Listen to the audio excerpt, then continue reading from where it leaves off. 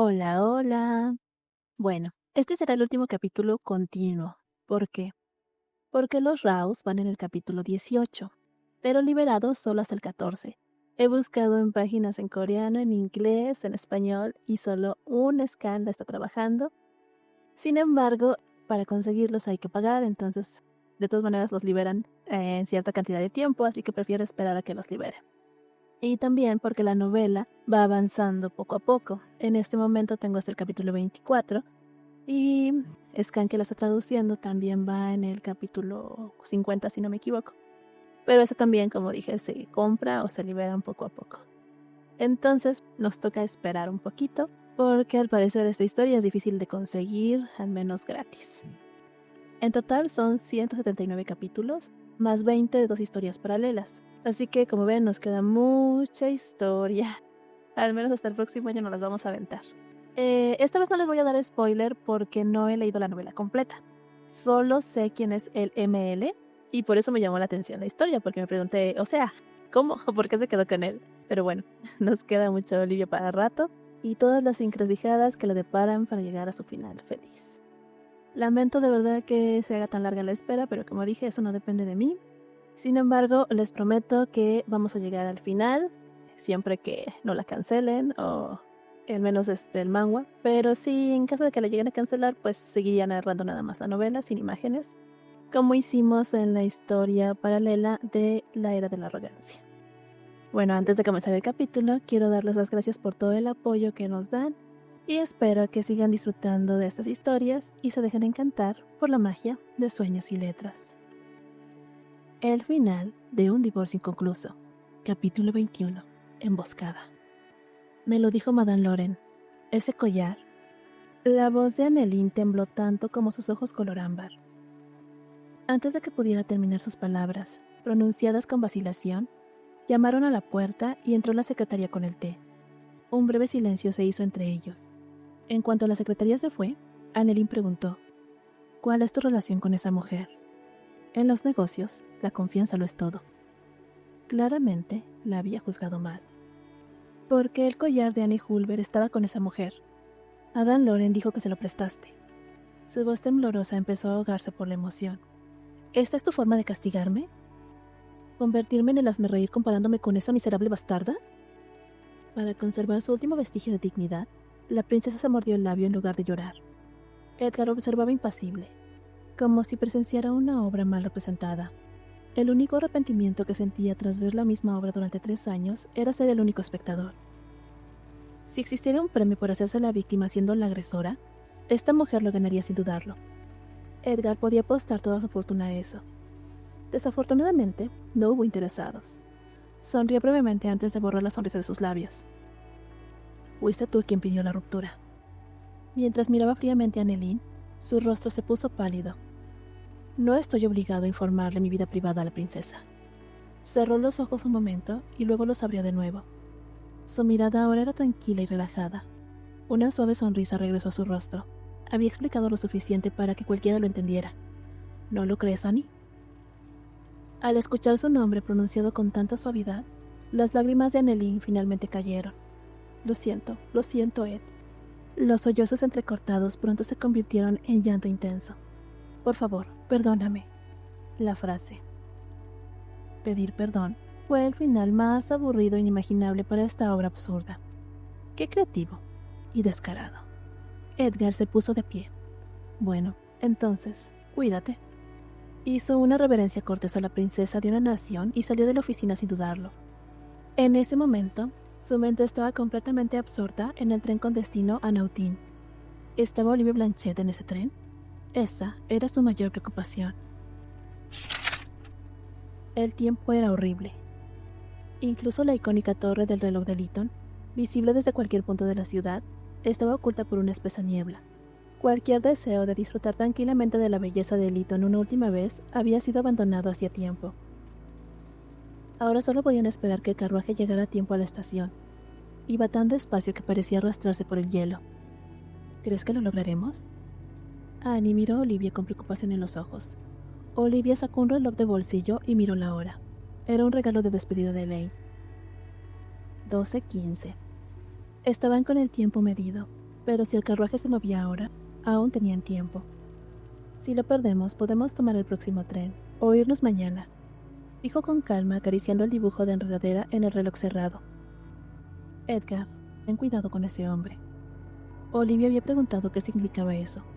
Fue durante la cena con Elaine la noche anterior, para su despedida. Porque él es el hombre de la princesa. Dijiste que planeabas quedarte aquí. Es mejor que no te involucres. Elaine también se disculpó por no advertirle a Olivia sobre el collar antes. Dijo que Madame Loren la había detenido justo cuando estaba a punto de hablar. También le había advertido a Olivia que tuviera cuidado con esa mujer. Ahora que lo pensaba, recordaba la conversación con claridad. Edgar Lancaster Lancelot y Madame Loren. Esa mujer fue la diseñadora recomendada por Madame Mary. ¿Y la criada era? Sus pensamientos se llenaron de preguntas cuando el cochero abrió la ventana lateral y gritó. Parece que ha habido un accidente más adelante. Estaremos atrapados al menos 1 hora. Olivia y Annie pagaron rápidamente el billete y se bajaron, decidiendo caminar hasta la estación de Lytton. Por suerte, llegaron 5 minutos antes de la salida programada del tren, pero, debido al mal tiempo, todos los trenes estaban retrasados. La estación central de Lytton estaba abarrotada de gente. Compraron billetes para el tren de la 1 hacia Naughton y se sentaron en un banco en la zona de espera. Olivia, sintiéndose nerviosa bajo las miradas de extraños, bajó el ala de su sombrero para ocultar su rostro. Los kioscos, las manos de la gente y hasta las paredes de las salas de espera estaban empapeladas con esa humillante foto. De tal palo, tal astilla. Es una auténtica seductora. Supongo que solo los duques le bastan, siempre con aspiraciones altas. Olivia suspiró nuevamente. Al menos su rostro no se veía con claridad. Un pequeño alivio en medio de ese desastre. Vayamos afuera, Annie. Sí, mi señora. Con una mirada, las dos salieron silenciosamente de la estación. El aire del andén era húmedo y pesado. Aunque era mediodía, la luz de la farola, envuelta en niebla, resultaba apagada y misteriosa. La gente esperaba el tren. De vez en cuando se oían quejas y palabrotas de quienes se habían cansado de esperar. El escándalo que había sacudido la alta sociedad se había convertido, al menos ahí, en nada más que un chisme sucio pisoteado. Olivia estaba agradecida por ello. Ella y Annie colocaron su baúl debajo de una lámpara, en un rincón tranquilo, y se sentaron a esperar el tren. Pasaron 2 horas antes de que el sonido del silbato de un tren resonara en la distancia. La multitud se agitó y vibró de emoción. El tren con destino a Naughton llegó poco antes de las 5. Atravesando la ciudad gris, el lento tren finalmente llegó al andén. La gente se abalanzó como una oleada. Entre la multitud, Olivia y Annie buscaron el número de sus entradas. «Aquí tienes, aquí está Annie», gritó Olivia mientras Annie bajaba las escaleras, levantando la mano para saludar. Comprobó una vez más el billete y el número de vagón antes de abrir la puerta del tren. Mientras agarraba el brazo extendido de Annie para subir, una sombra se cernió sobre la cabeza de Olivia. Al mismo tiempo, una extraña voz masculina sonó detrás de ella. «¿A dónde crees que vas?». Olivia se quedó congelada con el pie en el escalón y luego giró lentamente. Bajo un sombrero de copa de seda negra, unas gruesas cejas blancas se fruncieron. Los ojos hundidos y sombríos del anciano ardían con una rabia fría e inagotable. «¡Eres una ingrata!». Un grito atronador surgió de la frágil figura. Arrastrada del brazo hasta el hotel Lancelot, Olivia se sintió abrumada por el inesperado enfrentamiento. «¿Cómo te atreves? Ni siquiera conoces la gratitud». Una mano huesuda voló hacia el rostro de Olivia. Instintivamente levantó el brazo, pero no pudo resistir la fuerza del golpe. Se oyó una fuerte bofetada y le zumbaron los oídos. «¿Cómo te atreves? En esta casa». La voz parecía más joven, un leve eco del pasado. Olivia recordó el momento en que conoció a su pariente de sangre a los 6 años, al llegar a la familia Blanchet, su abuelo, el conde Blanchet. Olivia se tambaleó, mareada, cuando se dio cuenta. ¿Cómo terminé aquí? La respuesta fue sorprendentemente sencilla: el escándalo del baile de la rosa. ¿Te atreviste a divorciarte del duque sin siquiera decirme una palabra? Una vez más, la mano severa del anciano se alzó. Annie, que se había quedado paralizada, saltó para proteger a Olivia, recibiendo el golpe y tropezando con una mesa. Un periódico cayó al suelo, uno con esa foto vergonzosa. ¡Qué cosa más sucia!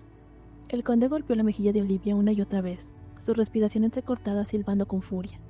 De todas las cosas que podías haber heredado de tu madre, tenías que heredar esto. Furioso e insatisfecho, levantó su bastón. Helena Blanchet, el lirio de Rondos, la joya de la familia Blanchet. Ella era hermosa, querida y admirada por todos. Cuando sonreía, todos sentían alegría. Donde quiera que aparecía, la luz la seguía y la oscuridad se desvanecía.